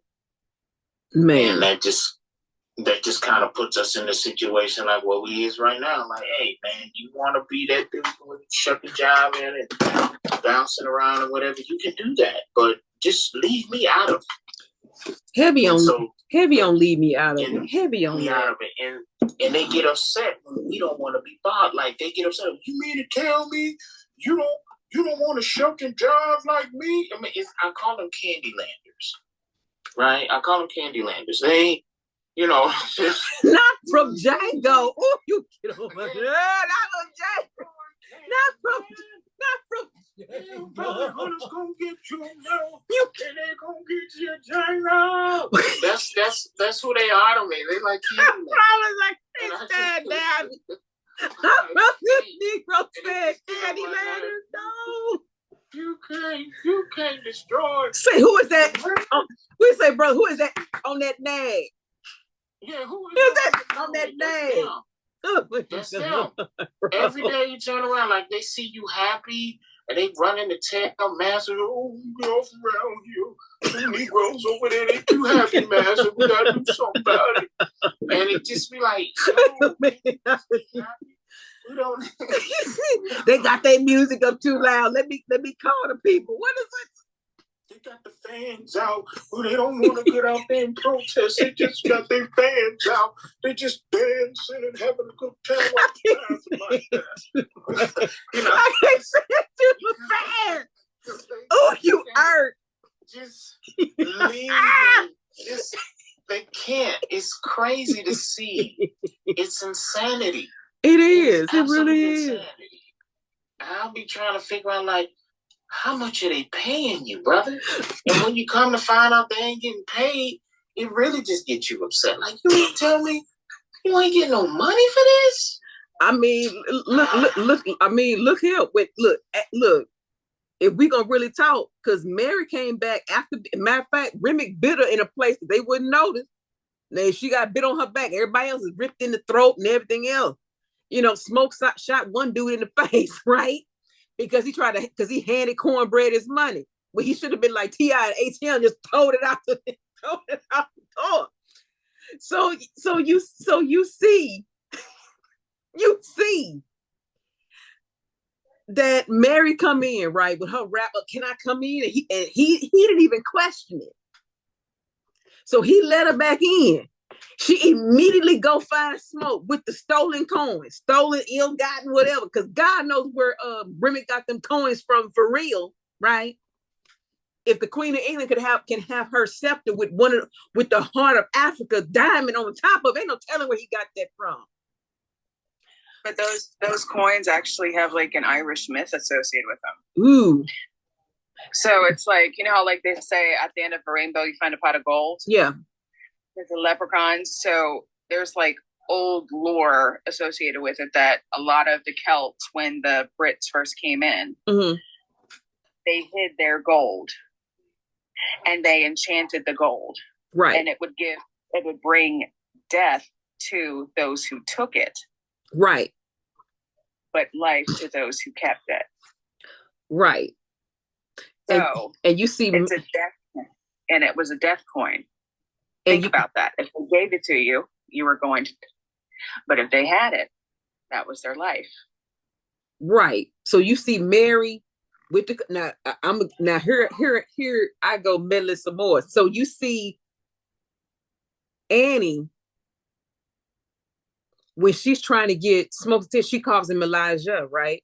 And then you also see when Mary is coming there with the money, she says Elias. Now here it is again, right? So in scripture we know Elijah is Hebrew, and Elias is what is I think the Greek form of Elijah. It's the same person. I could really get into how they prophets, and so is Sammy, because Samuel and he anointed David, but that we ain't here for that right now. But the fact that she came in there with the money, immediately found Stack, freaked him. Now at first Stack was like, you married. Now wait a minute, sir. Now wait a minute. Now you want to be holy now. Now you done got the liquor and the ill-gotten gains here. And now all of a sudden you can't hit. So you didn't pick the wrong time to try to have some morals about it. But because she knew Stack like she did, she knew she could get him. Can we just talk about that right quick? That some men don't know the women that they dealing with, or say that they don't, and then you get caught up in situation. Now you dead on the floor. What is going on? Think about the 30 pieces of silver. Ooh, or in this case, 30 pieces of gold. See, but blacknically speaking, when Smoke came in that room, she gave him one piece of pinata. I can't stand him. Because they unalive with one piece of pinata. That's just crazy. And but when Smoke came in that room and he saw, and look, blackly speaking, he just blew her away, because what is going on in here? Smoke had two burners and turned the fire up on her. I'll get them on TikTok. I can't say what I really want to say, because they'll come through here. But he take both of them out, light her up. Because look, blackly speaking, what else could you do? Because what is going on in here? Because what? When we saw it ain't what it looked like. Well, what the fuck is supposed to be? I mean, I'm like, Smoke ain't he's as problematic as Smoke is. That's my dude. Smoke ain't asked no questions. Smoke was like, what the fuck? He looking Smoke, he looking her, and he just showed her. Because if you let me tell it, he had been wanting to do that. If you let me tell it, Smoke the type like, look, as soon as you through fucking with her, It's gonna be what it's gonna be. I ain't gonna hurt her, but she gonna leave me alone. But my brother say they out here just telling on us, and they dancing out here with the fans, and they out here being too happy. I'm gonna go report the master. But for what? For what? But as time remains, I'm gonna speed this up a little bit because child, we can go forever with this. But I also picked this up when I watched the second time that again, scripture records that Elijah called down fire from heaven. So we see again, Smoke told the racist white people, if I see any of y'all on our land, I'm lighting you up. That's what Smoke told him. Smoke told him, and he touched the floor. He's like, this is clean. What's going on? What's going on here? So the fact that Smoke had the trunk after Smoke had told Stack, oh, you didn't remind me to get the trunk, man. You're supposed to remind me. So the trunk is wherever. So they went to go get it, right? So you see at the end of the, I ain't lying to you, Fed, I cheered when he was mowing down. When he was mowing down the Klan members, I cheered. Ancestrally, I cheered. Yes, I did. Yes, I did. Yes, I did. Because I keep saying to people that it's many an uncolored person. Like y'all have dinner with murderers. Y'all have dinner with murderers because y'all pass potatoes and bread to murderers. That they didn't did all this and go home having think nothing of it, think nothing more of it than killing a spider. And I ain't gonna lie, when Elijah laid them all down, I cheered. Yes, I did. I cheered. I cheered. Nephew said I was applauding in the movie. Oh my goodness. Nephew said Smoke pulled a Medea and Medea goes to jail to play. Yeah, I mean, absolutely. But Navi, what did you think about the ending scene of him in the tall grass? I got strength from that. I ain't lied to you. I got strength from that. I got misty. I was so happy. I was so happy watching that in the theater. I was just like, oh yes. I kind of figured that when they pulled up in the trucks, I was like, yeah, they about to get laid down. They about to lay their burdens down right in front of this barn. Yeah, it's about to be swing low, sweet chariot. And when he started sniping, and then he came out on some, man, just get it on, get it on. I was like, yeah. My favorite part was when he took the blinky and just started shooting up the Grand Dragon's private area. I mean, like, right before he got, he made sure, and that and that's for me that was a Nat Turner moment.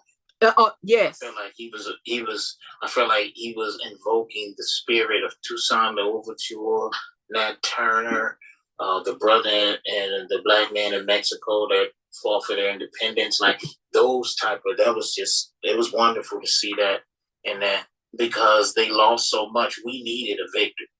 Man, we needed a victory because everybody got popped, nobody got away besides the guitar dude. So it was time that we got to win. And what better way to get a win than at the expense of the Grand Dragon? It was him going low with the sniper. It was him in the grass for me. That's when my heart got full when he was in the grass. Then when he got up, with the machine gun, oh my God! And he took that one hit and kept sweeping. Yes. I got strength. Yes, I did. I got strength. Yes, I did. He Smoke took that one hit. Hey, I'm gonna get all of them. I'm gonna get all of them. So if y'all know about the Haitian Revolution, and the deity that they called on was Erzulie Freya. Erzulie Freya, she's the basically warrior goddess. Mm-hmm. She is the one that you invoke when you want to do damage. Right. And the reason I'm pointing this out is because she's also the mother, the all mother, the protective mother. And notice when Smoke is unaliving, when he's passing, you see Annie holding their baby. That is actually hearkening back to Erzulie. because she, in all of her like iconography, she's always holding a baby. Because part of the thing that incensed her, that caused her to become the warrior queen she became, or the goddess that she became, is because someone harmed a child. And when you harm a child, she's going to take you out. And then the children that they harmed are Black. Like, Black people are her children. So you actually are seeing, it's kind of like, to me, it's like, oh, Annie embodied his body. She gave him that and was like, you're going to go do this. You've invoked me. They took me away. And now they would have, if this hadn't happened, they'd have come back and they'd have come after me. So now it's time for you to do what you need to do. That's why she's all in white. That's why she looks so at rest. That's how she was able to call to him, because she was already there. So if you think about it, and remember, Annie's from Louisiana. Right. She practices both. She's speaking French, patois, when she's speaking to smoke. Right. It's all harking back to the same group of people. Girl. And even her iconography, the things she's wearing, the jewelry she's wearing. Yes. Those have more roots related to voodoo than hoodoo. Those are more vowed in like symbols, the beadwork, even the blade. That's very much more associated with voodoo. And so that's the whole thing. That's what I loved. I was like, oh shit, not them like putting up Arzuli, because that's what Arzuli looked like. If you Google it and like look up all the like pictures of what she's like, they're like, oh, there's Arzuli, and then there's Arzuli Freire, who's basically her sister spirit. She's holding a baby, and usually one breast exposed. Ooh. And usually she's got one breast exposed. She's Black. She's got shorter hair, and she's fierce. She's dangerous. Because again, what's the most dangerous person? A mother. Girl. F with my kids. See how crazy I get. That was her cleansing the land. Right. And again, that was the sacrifice. Nephew said, also, Auntie, remember Haitians migrated to New Orleans and drug. Man. Good. Man. So look, somebody asked me, say, Jay, are you Haitian? I said, no, I'm just garden variety Southern Black. I'm not Haitian. I'm not Haitian. Now, if I was, I would tell y'all, I promise. But no, to my knowledge, I'm not. But you know, people, as my mom said, people migrate.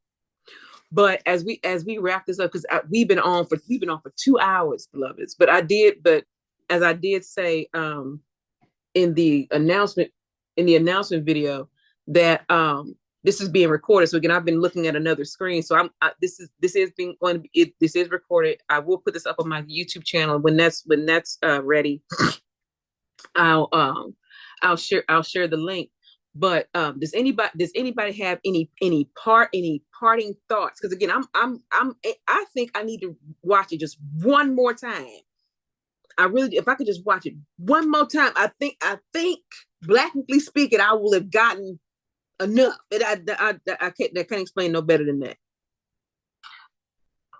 Okay, so the part where he, at the very, very end, at the second, scene where he is doing This Little Light of Mine. Yes. Okay, so the part about it that gets me is, how his dad kept trying to get him to stop playing the guitar. But when he walks into the church, they're singing This Little Light of Mine too. Right. That whole song is about not hiding the gifts you're given. Always embracing what you have. You don't hide it under a bushel. You let it out. You have to let it shine.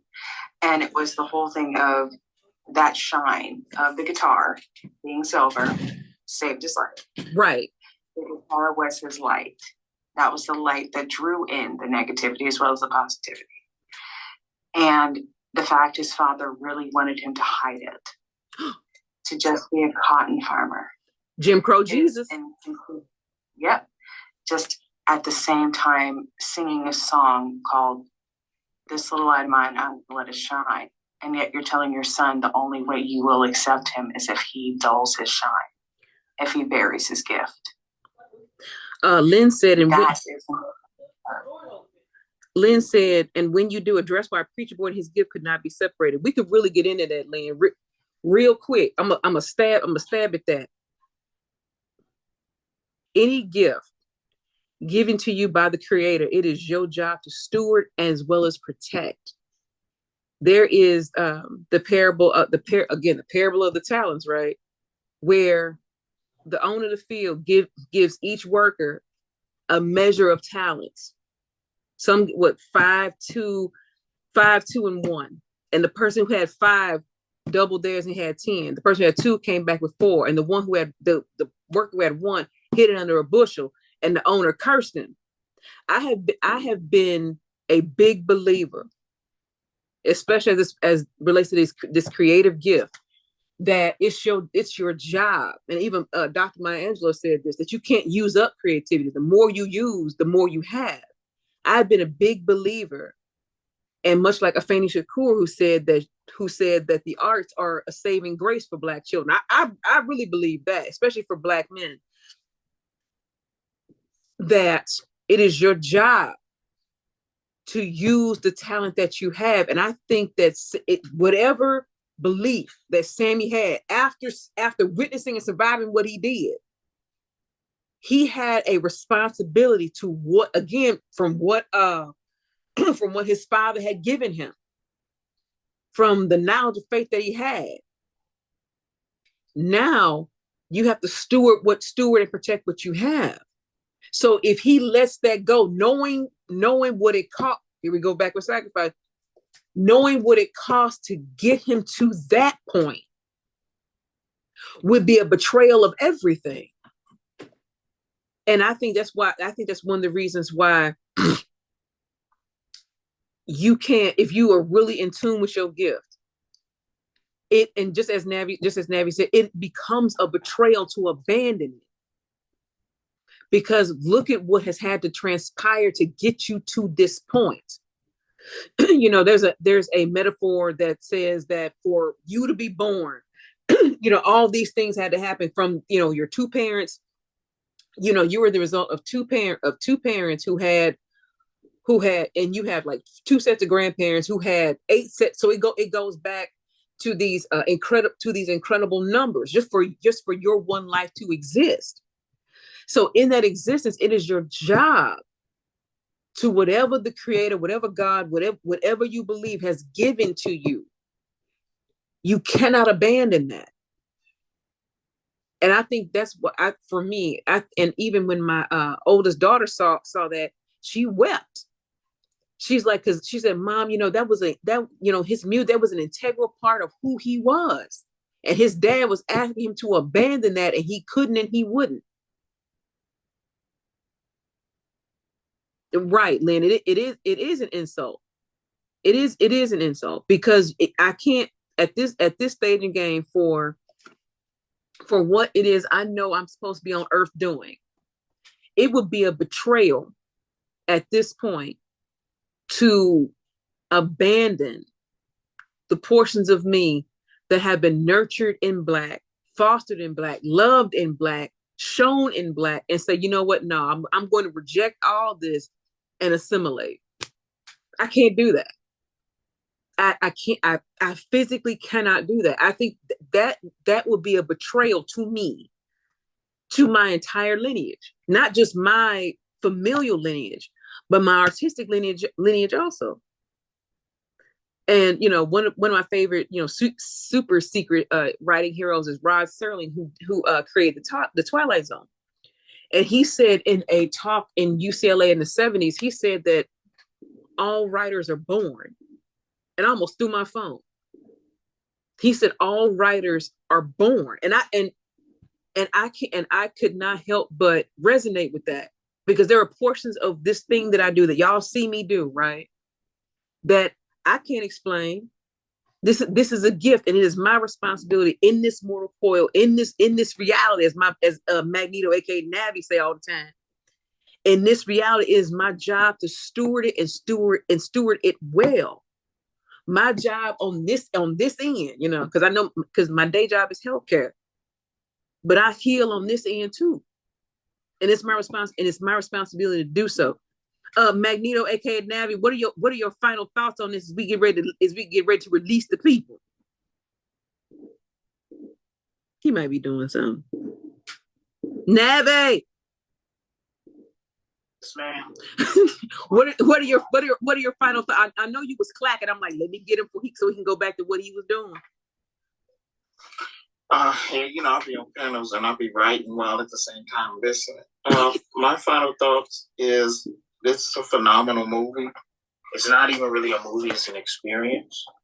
I would agree. It transcended just entertainment. It was if you are aware and self-aware, it spoke to you on a deeper level than just a vampire movie. And that's why the build-up was the way that it was, so that you can fully understand the lives that all of these people were living. Mm-hmm. Because the vampire part was a very small part of the movie when you really think about it, right? True. The larger part was the buildup of the characters, the relationships they had with each other, the cultural differences and similarities. It's an experience that is similar to the first time you watch Black Panther. Oh yes. And the first time the ship flew through the force field, and then it just opened up to downtown Wakanda. Mm-hmm. He said that feeling. He said downtown. I bet you the buses run on time in downtown Wakanda. I bet you they on time. I bet you they on time. And so it was just kind of like that experience, like you cannot regain that experience. It is an experience, and I encourage other people. I think it almost hit $1 billion. It almost got to, it was like 800 or something million. Something like that worldwide. Something. Yeah, like phenomenal. Like, phenomenal. And I know the streams are gonna run it up even more. So it was I'm happy that he's able to get his rights back. Yes. 25 years, which is unheard of. I mean, 25 years seems to be a long time, but when you really think about it, in 25 years, it's basically during the time when he'll be passing on his legacy to his children. Right. Intellectual. I think Zenzi's pregnant. I think she's pregnant. So I think, intellectual property this valuable is definitely going to provide something for his offspring and his bloodline to eat off of for generations to come. This is going to be his Lord of the Rings. Like how Lord of the Rings propelled Tolkien's family into billionairehood. Right. This is going to propel Sinners, and whatever intellectual property that can come from this is going to propel his family into that.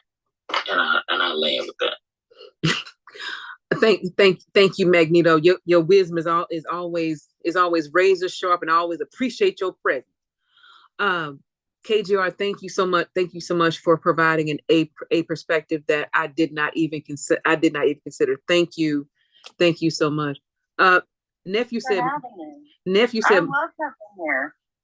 It's real black over here. Nephew said, mind you, Michael B. Jordan is Nigerian voodoo. Look here now. Look here. But the one thing I will say is, Sinners caused me as a writer, right when the portal reconciliation scene happened, I almost jumped up in the theater and hollered Ryan's name. Like, not just like he owed me money, Lynn, but like he had broken my car. I wanted to just start screaming because he as a writer, he called me in and up. Look, if we gonna get into it just a little bit, Sinners is a whole cheat code, and I will not be explaining. Sinners is a whole cheat code, and I will not be explaining. The fact of the matter is, our joy is still resistance. Now, again, the people in the juke, they cleaning houses, pick in the field. You know, Cornbread wife was pregnant. Remember, I think she was pregnant, and then everybody out there picking cotton.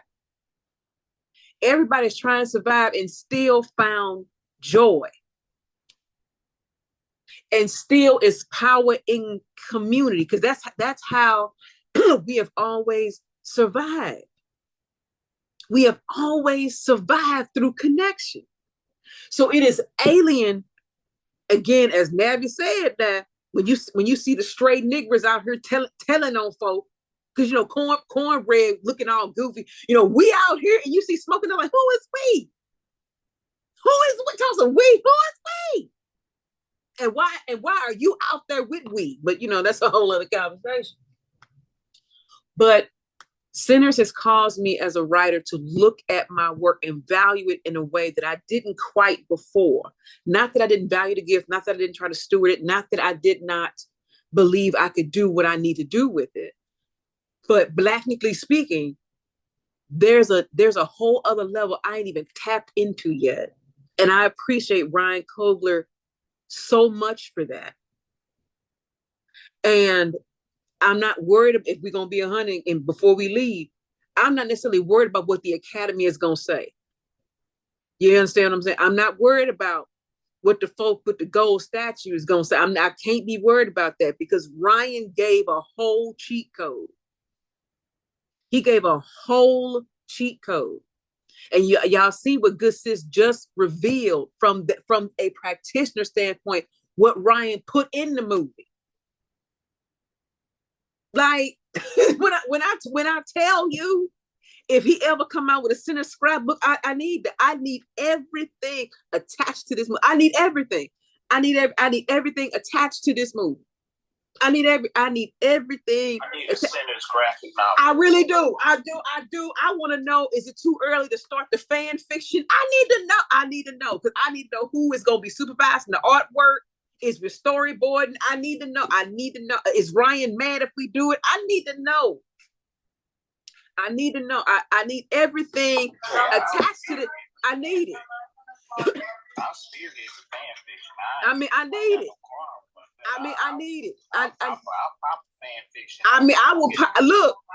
I will create a backstory. We will get the graphic novel together. Look, Mr. Coogler. If anybody ever sends you this, with all due respect, if we do a fan fiction, is you gonna be mad, fam? Like, is you gonna be? Look. We don't need you to sue. I'm asking for us. I'm asking for us. Because how you gonna leave us like this, Ryan? How you gonna leave us like this? But I understand. But I understand. But I'm like, I just need. Lynn said, I feel that movie called me to do something higher spiritually. I'm adopted. It called me home. Man, like I said, I knew I was in trouble when the movie opened, and because from where my people are from, it is part of the Choctaw Nation in that upper part of Mississippi. Mound Bayou is where my mother. Unless you know, nobody know where Mound Bayou is unless you're from there. So the fact that I was in the theater. I'm like, Ryan, you fucking with me. I'm like Ryan, I came here to watch the movie. Why aren't you fucking with me? So I knew I was in trouble then when the Choctaw word for a griot is a firekeeper. Okay, and in West Africa, their griots are griot. I knew I was in trouble. I cried then. And then the reconciliation. See, I'm just. just a mess, child. Just a mess. But he called me in, and he called me up, and he has invoked something, I think, in a lot of creatives who were on that wavelength. I remember what Navi said about how where you vibrate at. He has unlocked something in a lot of writers that we needed. And we needed it in order to survive. We needed it. Yes, Mimi, I cried, and it would be the movie when 10 minutes in, I was crying. Yes, I knew I was in trouble. I just see I cried then. Here, I cried. Navi, you heard Mimi. I need an Annie backstory, girl. I need. Mimi said, because I need to know the stories of the twins when they went to war and when they were with the guy. I'm trying to tell you, I'm like, I need all of it. I need all of it. I need all of it. I need all of it. But story I want to know about. What's that? I want to tell the story of the Choctaw and the vampires. Because them folk came right to the people's house now. Fiction. Yeah, that's a fan fiction that I would delve into. The long history between the Native Americans and the vampires, and how the Native Americans for thousands of years have been, the blades of the plains of America. They was, it was like blades, and I would do a fan fiction like that, and then kind of like do a whole series of graphic novels. It ends when they run up on that front porch with Ribbit. Yes. I think that would be the best.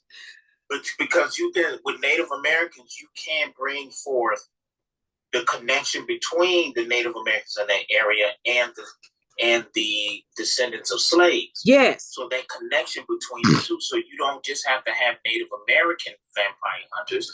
You can have the Native American teachers. Well, because you could have two types, because in African culture, Caribbean culture, there are stories and lores about where they sin eaters or spirit eaters and things like that. So same thing, there it is.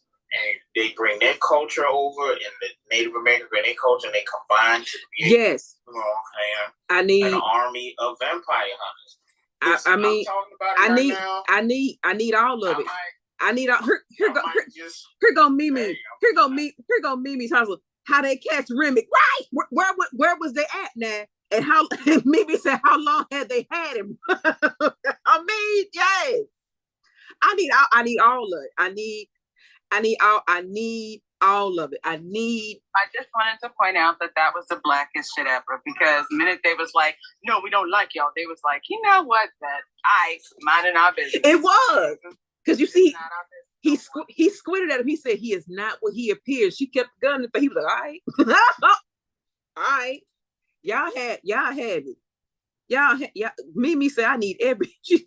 Mimi said, I need everything. She said, I need the baby name of the Smoke and Stack baby.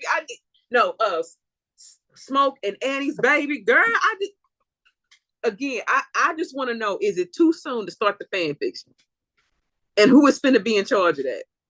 I need to know. I need to know if we can do it. I mean, because I know Anne Rice had an issue with people doing fan fiction about her work, but I just want to know, if we started doing fan fiction for sinners, is that a thing? Is it too early? It's like, I just need to know.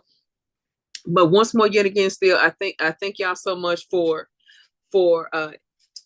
participating in the inner workings of my mind as it relates to this live. Thank you to my panel guests. Thank y'all to the people in the chat. Thank you to my nephew, who always rides for his auntie, walk, fly, ride, who said I can't leave him in this place with these folk, as we say. Thank y'all so much.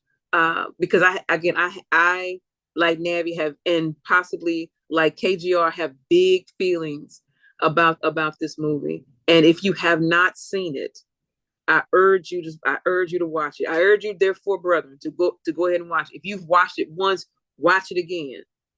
And I'm finna be on viewing number 3. I've known people who've seen it upwards of 3 times.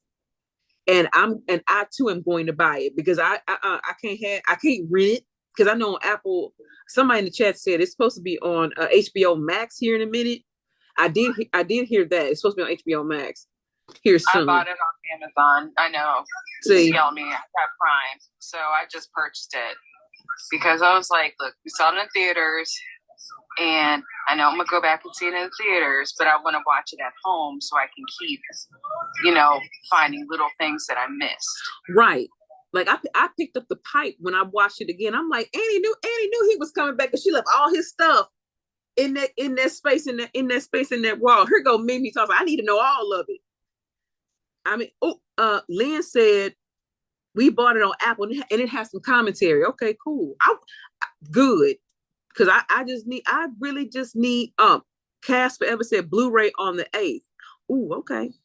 See, I love the chat. Y'all be here for me. I bless you. Thank you, Jean. Mimi said it was better. I was Mimi said I went to the theater 5 times. Somebody else in the chat said they want if it would go back to IMAX one more time. I think I saw it in IMAX. Yeah, I did see it in IMAX. Because Lynn said, Mimi, exactly. My husband would have been like, man, where do you think you're going? Talking about Pearline going out at night. Oh, girl. Look at it. I'm sitting done. Now look. I'd like to know. Now look, my other Black conspiracy theories, I think Pearline is alive. I do. We saw her burn up. We saw her burn up. I'm just saying. But because the club he was named, the club he was at was named after her. But I was still done at y'all. You've been outside all day, and you had him down there with the all day cat, ma'am. Let me say this. How much you want to bet? Now, I think that. Do you think Pearline was even real? Because remember, you said you sing, right? Maybe. I see you later. Ooh. What if she wasn't real? What if she wasn't real? I mean, other than the whole damn girly thing. That's the only thing. Yeah, that's the thing. Yeah, that's kind of. It's like if he was the only person talking to her, then that could have been a twist. But since everyone saw her, that doesn't mean that she's there. Ooh. And here go Mimi said she want to know Mary Mama. She want to know about Mary Mama. Oh, the fact that she was in there and other people heard her in there when the old boy was eating the Deo Pinata. But I mean, no. But think about it. What if she crossed over? What if she was moving between the worlds? See what I mean? Yeah. Doesn't mean they're there, but it does mean they're there. Ooh, that's what you're saying. But she didn't give any like spiritual God vibes. So she just, a woman. But at the same time, she could have been Bilquis. But she inspired that boy. She gave him his first taste of cat. And he think about that. I mean, that had to be love because I'm like, she said, I mean, because she said, I didn't even rinse off. He was like, I just want to taste. I'm like, sir, I'm like, wait. Every woman I know who saw that scene was like, ooh, all day cat. Like, you ain't let me get a rag or nothing. Just, ooh, that's. Back then, they had a different type of Still, that's because my palate, our palate. Here you go. Back then their palate was a little. Here, Navi going. Here go Navi on his confusion. I'm fit. See on that note, for they come in here and get us because not it's gonna be raunchy. But know that I love you. Know that I love y'all so much and appreciate y'all. Appreciate y'all real bad. But again, this has been recorded. So I will when the benevolent overlords of Zoom tell me that the link is ready, I will share it here. So y'all get all 2 hours of us being both righteous and ratchet. But no, I love y'all so much. Make sure y'all are following everybody on the panel. Make sure that y'all buy Navi's books because he's brilliant. And he out here trying to fight the good fight and not give nothing to Jim Crow Jesus or the unwashed mediocre mouth breathers. Amen. So I'll talk to y'all later on. Go watch Sinners. Bye.